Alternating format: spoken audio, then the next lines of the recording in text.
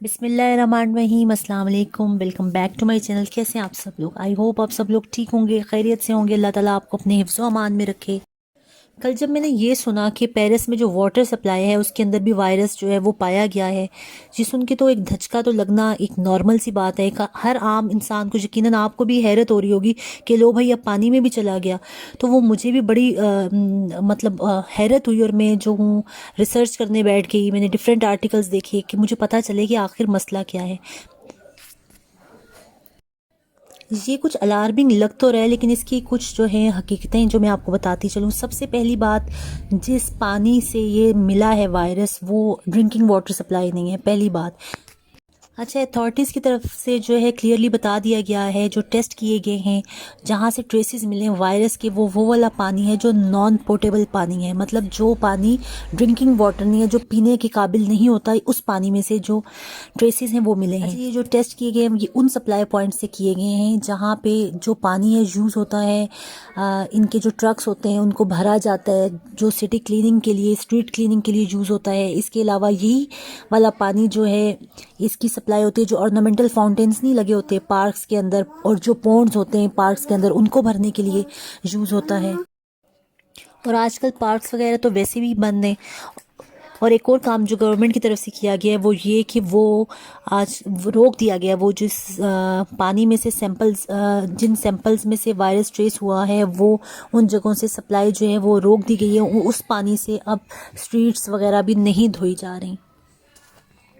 और दूसरी बात जो की जा रही है वो ये कही जा रही है कि जो सैंपल्स हैं, मतलब 27 सैंपल्स लिए गए, उसमें से सिर्फ 4 जो सैंपल्स में से वायरस जो है वो डिटेक्ट हुआ है और उसके बहुत ही कम ट्रेसेस जो है वो मिले हैं।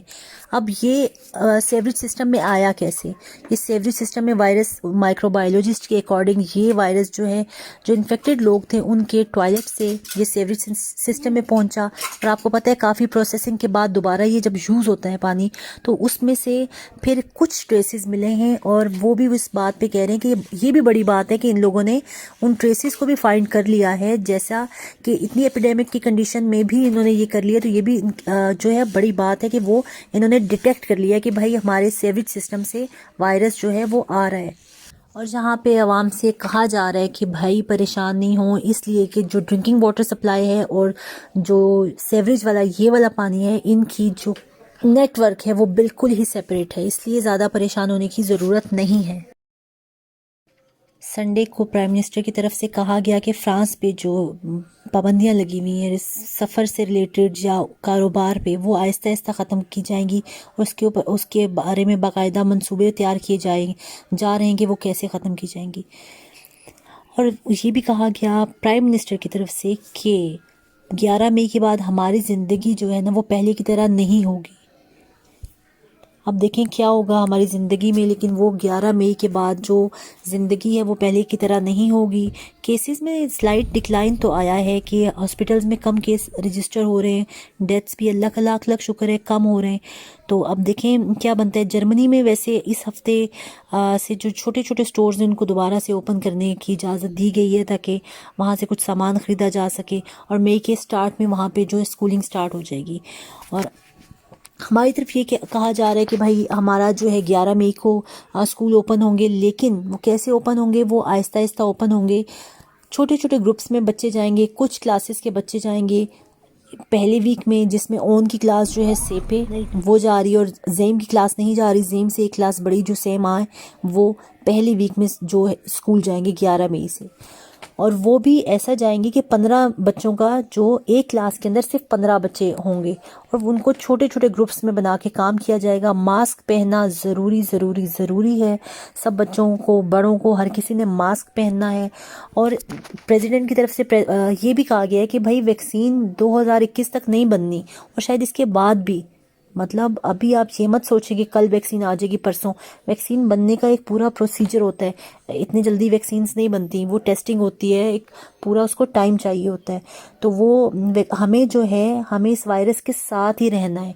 हमें इस वायरस के साथ कैसे रहना है? हमने अपने आप को प्रोटेक्ट करना है, हमने सोशल डिस्टेंस रखना है, हमने गैर ज़रूरी जो हमारा पहले वाला मिलना जुलना था, वो शादियाँ, वो चीज़ों से इज्तनाब करना है।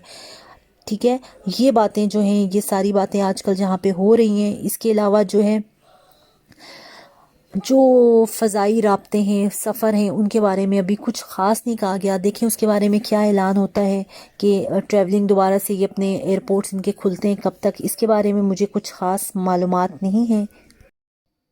और जहाँ तक समर वेकेशंस की बात है, इसलिए कि समर वेकेशंस बस आई की आई, ठीक है। और आवाम जो है, फ्रेंच आवाम जो है, वो घरों में रह रह के पागल हुई हुई है, मतलब फेड अप हो जाता है हर बंदा, पूरी दुनिया में यही हिसाब है।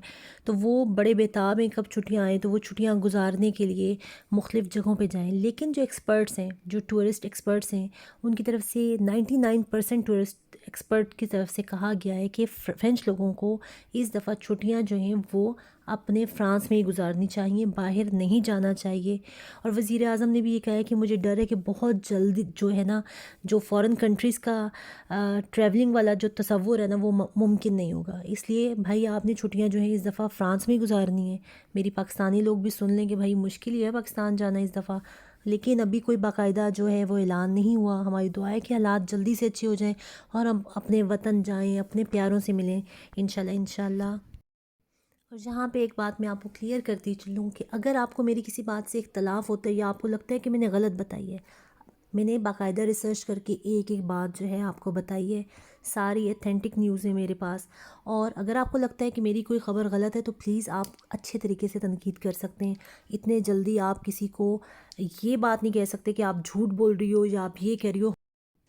और अगर आप लोगों ने जाननी है कि इस टाइम अमेरिका में क्या सिचुएशन है और साउथ अफ्रीका में क्या सिचुएशन है, लिंक मैं डिस्क्रिप्शन में डाल रही हूँ, आप जाके अमेरिका और साउथ अफ्रीका की कंडीशन भी देख सकते हैं। अपनी दुआओं में याद रखिएगा मुझे, मेरी फैमिली को, बिलखसूस मेरे अब्बू को। इंशाल्लाह मिलेंगे नेक्स्ट व्लॉग में। और जो नए लोग हैं, प्लीज़ आपसे रिक्वेस्ट है कि मेरे चैनल को सब्सक्राइब कर लें, और लाइक करते हुए तो कोई मसला नहीं है, है ना, लाइक भी करके जाइएगा। अल्लाह हाफिज़।